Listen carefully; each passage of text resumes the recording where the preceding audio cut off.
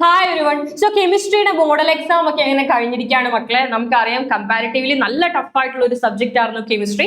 അതിലെ ഓരോ model exam ചോദ്യങ്ങളും നമ്മൾ പതിയെ പതിയെ പഠിക്കാൻ പോവാണ്. സോ ആദ്യത്തെ ചോദ്യം നോക്കാം. ഒരു ഹൈഡ്രോ കാർബണിന്റെ സ്ട്രക്ചർ തന്നിരിക്കുകയാണ്. അതായത് കാർബണും ഹൈഡ്രജനും മാത്രമുള്ള ഒരു കോമ്പൗണ്ട് ആണ്, ഓക്സിജനും കാര്യങ്ങളും ഒന്നും ഇതിലില്ല. അതാണ് ഹൈഡ്രോ കാർബൺ. ചോദ്യം ഇതാണ്, how many carbon atoms are there in the main chain? Main ചെയിനിൽ, പാരന്റ് ചെയിനിൽ എത്ര കാർബൺ ആറ്റങ്ങളുണ്ട്? അപ്പൊ നിങ്ങൾ കറക്റ്റ് ആയിട്ട് എണ്ണണം. ചില ആൾക്കാർ ഇങ്ങനെ എണ്ണിയാൽ 1 2 3 4 5 6 നേരെ കാണുന്നതിൽ 6 കാർബൺ ആറ്റം 6 എന്ന് എഴുതും. പക്ഷേ ഒന്ന് ശ്രദ്ധിച്ചോ, ഇവിടെ 1 2 3 4 5 6 7 നമ്മൾ ഇങ്ങനെ എണ്ണി വരുമ്പോൾ ഒന്നും ബ്രേക്ക് ആവാതെ നമുക്ക് 7 കാർബൺ ആറ്റങ്ങൾ കിട്ടും അല്ലെ. അപ്പൊ പാരന്റ് ചെയിൻ എന്ന് പറയുന്നത് ദാ ഈ കാണുന്നതാണ്. പാരന്റ് ചെയിനിൽ എത്ര കാർബൺ ആറ്റങ്ങളാണ് പ്രസന്റ് ആയിരിക്കുന്നത്? മെയിൻ ചെയിനിൽ 7 കാർബൺ ആറ്റങ്ങൾ പ്രസന്റ് ആയിട്ടുണ്ട്. അപ്പൊ നിങ്ങളെ കൺഫ്യൂസ്ഡ് ആക്കാനുള്ള ഒരുപാട് ചോദ്യങ്ങൾ ഉണ്ടാവും. കുഞ്ഞുങ്ങൾ വളരെ കൃത്യമായിട്ട് ക്വസ്റ്റ്യൻ മനസ്സിലാക്കുക. രണ്ടാമത്തെ ചോദ്യം ഇതാണ്, what is the position number of the branch? ബ്രാഞ്ചിന്റെ പൊസിഷൻ നമ്പർ ആണ് ചോദിച്ചിരിക്കുന്നത്. ആരാണ് ബ്രാഞ്ച്? ചില ആളുകൾ വിചാരിക്കും ഇതാണ് ബ്രാഞ്ച്, ഈത്തൈലാണ് ബ്രാഞ്ച്, 1 2 രണ്ടാമത്തെ കാർബണിലാണ് വരുന്നത്. അല്ല, നമുക്കറിയാം നമ്മുടെ ഹൈഡ്രോ കാർബണിന്റെ പാരന്റ് ചെയിൻ എന്ന് പറയുന്നത് ഈ കാണുന്നതാണ് പാരന്റ് ചെയിൻ അല്ലെ. അപ്പൊ ബ്രാഞ്ച് ആയിട്ട് കിടക്കുന്നത് ഇതിൽ പെടാത്ത CH3 ആണ്, മീഥൈൽ ആണ് ഇവിടുത്തെ ബ്രാഞ്ച്. അപ്പൊ ബ്രാഞ്ചിന്റെ പേര് ചോദിച്ചാൽ ഇറ്റ്സ് മീഥൈൽ. ബ്രാഞ്ചിന് ഏറ്റവും ചെറിയ പൊസിഷൻ നമ്പർ കിട്ടണം അല്ലെ. അപ്പൊ ഇവിടെ നിന്നാണെങ്കിൽ 1 2 3 മൂന്നാമത്തെ കാർബൺ ആറ്റത്തിലാണ് ബ്രാഞ്ച് വരുന്നത്. എന്നാൽ നമ്മൾ ഇവിടെ നിന്നാണെങ്കിൽ 1 2 3 4 5 അഞ്ചാമത്തെ കാർബൺ ആറ്റത്തിലായിരിക്കും ബ്രാഞ്ച് വരിക. സോ ലോവസ്റ്റ് നമ്പർ കിട്ടുന്നത് 1 2 3 3യിലാണ്. സോ ഏതാണ് ബ്രാഞ്ചിന്റെ പൊസിഷൻ നമ്പർ? 3 ആണ്. ആൻഡ് ബ്രാഞ്ചിന്റെ പേര് മീഥൈൽ ആണ്. അത് ചോദിച്ചാൽ അതും കൂടി ഓർത്തു വെക്കാം.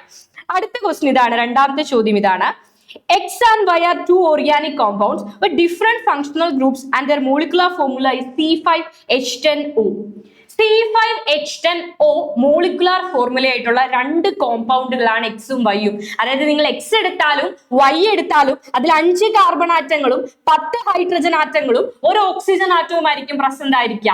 ആദ്യത്തെ ചോദ്യം ഇതാണ്, write the structural formula of compound X having CHO as functional group.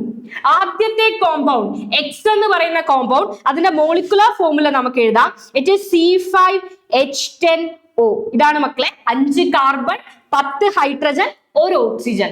അവർ പറഞ്ഞിരിക്കുന്നത് എക്സ് എന്ന് പറയുന്ന കോമ്പൗണ്ടിന്റെ ഫങ്ഷണൽ ഗ്രൂപ്പ് CHO ആണ്, അതായത് ആൽഡിഹൈഡിക് ഫങ്ഷണൽ ഗ്രൂപ്പ് ആണ്. അപ്പൊ CHO ഫങ്ഷണൽ ഗ്രൂപ്പ് ആയിട്ട് വന്നാൽ ആദ്യം തന്നെ നിങ്ങൾ അതിന്റെ സ്ട്രക്ചർ എഴുതുമ്പോൾ അവിടെ ഒരു CHO ഇട്ട് വെച്ചേക്കാം. ഓക്കെ, ഇതാണ് ഫങ്ഷണൽ ഗ്രൂപ്പ്. അപ്പൊ ആദ്യത്തെ കാർബൺ ഇവിടെ പോയി. ഈ കാർബൺ നമ്മൾ കൗണ്ട് ചെയ്യുന്ന കാർബണാ അല്ലെ. ഈ കാർബണെ നമ്മൾ കൗണ്ട് ചെയ്യണം. 5 കാർബൺ ആറ്റത്തിൽ ഒരു കാർബൺ ആറ്റം ഇതാണ്. അപ്പൊ ഇനി 4 കാർബൺ ആറ്റം, 1 2 3 4, മൊത്തം എത്ര കാർബൺ ആറ്റങ്ങളായി? 1 2 3 4 5 കാർബൺ ആറ്റങ്ങൾ. എത്ര ഓക്സിജൻ ആറ്റമായി? ഒരു ഓക്സിജൻ ആറ്റം. ഇനി ഹൈഡ്രജനും കൂടെ ഫിൽ ചെയ്തിട്ട് നമുക്ക് ഹൈഡ്രജൻ കൗണ്ട് ചെയ്യാം. CH3 CH2 CH2 CH2 CHO.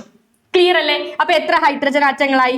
3 3 2 5 5 2 7 7 2 9 9 1 CHOയിലെ ഒരു ഹൈഡ്രജനും കൂടി ആഡ് ചെയ്യുമ്പോൾ കാർബൺ ആറ്റങ്ങളുടെ എണ്ണം 5 ആയി, ഹൈഡ്രജൻ ആറ്റങ്ങളുടെ എണ്ണം 10 ആയി, ഓക്സിജൻ ആറ്റങ്ങളുടെ എണ്ണം 1. ഇതാണ് എക്സ് എന്ന് പറയുന്ന കോമ്പൗണ്ട്. ഇനി അടുത്ത ചോദ്യം ഇതാണ്, next question, by what name are compounds containing this functional group generally known?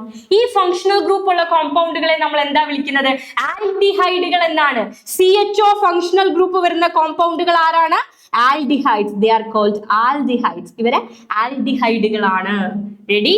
Yes. അടുത്ത ചോദ്യം ഇതാണ്, നെക്സ്റ്റ് ക്വസ്റ്റ്യൻ ഇതാണ്, write the structural formula of compound y. Y എന്ന് പറയുന്ന കോമ്പൗണ്ടിന്റെ സ്ട്രക്ചറൽ ഫോർമുല എഴുതണം. അപ്പൊ എക്സിന്റെയും വൈയുടെയും പ്രത്യേകത എന്താ? അവർക്ക് ഡിഫറെന്റ് ഫങ്ഷണൽ ഗ്രൂപ്പുകളാണുള്ളത്. അപ്പൊ ആദ്യത്തെ കോമ്പൗണ്ടിന്റെ ഫങ്ഷണൽ ഗ്രൂപ്പ് CHO ആണ്, ആൽഡിഹൈഡിക് ഫങ്ഷണൽ ഗ്രൂപ്പ് ആണ്, അതൊരു ആൽഡിഹൈഡ് ആണ്.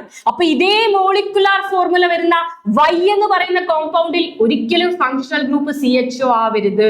അപ്പൊ ഇവര് ഐസോമേഴ്സ് ആണ്. They are functional isomers. എന്തുകൊണ്ടാണ് ഫങ്ഷണൽ ഐസോമേഴ്സ് എന്ന് പറയുന്നത്?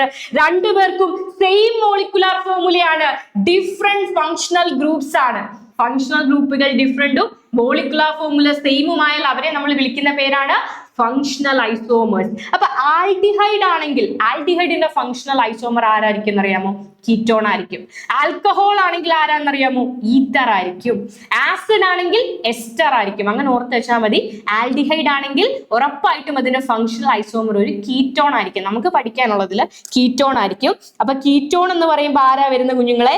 CO ഗ്രൂപ്പ് വരുന്നതിനെ കീറ്റോൺ എന്ന് വിളിക്കുന്നത്. ഇങ്ങനെ നിങ്ങൾ CO എഴുതി കാണും, അല്ലെങ്കിൽ ചില ആൾക്കാർ ഇങ്ങനെയായിരിക്കും പഠിച്ചിരിക്കുന്നത്. അപ്പൊ എങ്ങനെ പഠിച്ചാലും ഓക്കെയാ.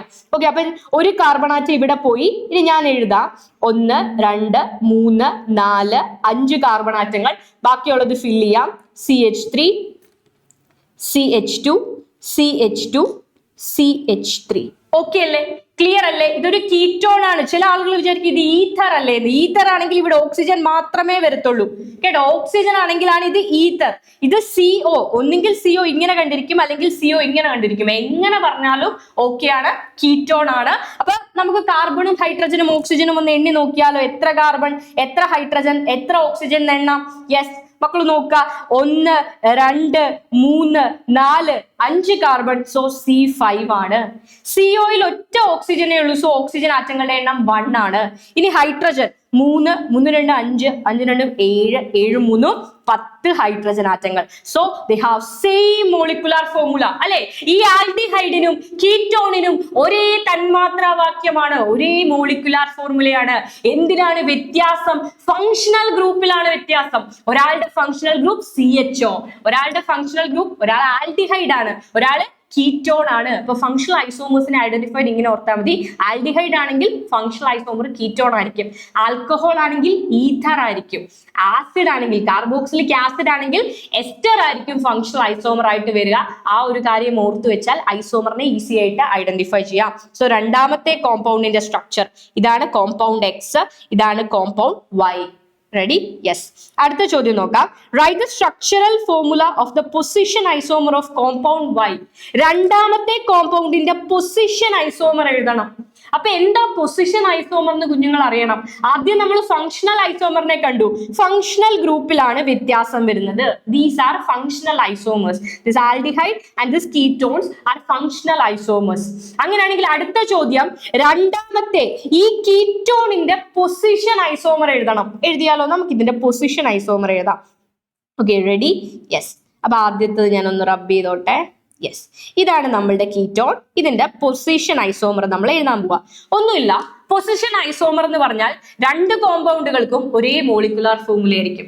വ്യത്യാസം വരുന്നത് നമ്മളുടെ ഫങ്ഷണൽ ഗ്രൂപ്പിന്റെ പൊസിഷനിലായിരിക്കും. നേരെ ഈ ഫങ്ഷണൽ ഗ്രൂപ്പിനെ എടുത്ത് ഇപ്പുറത്തേക്ക് ഇട്ടാൽ മതി.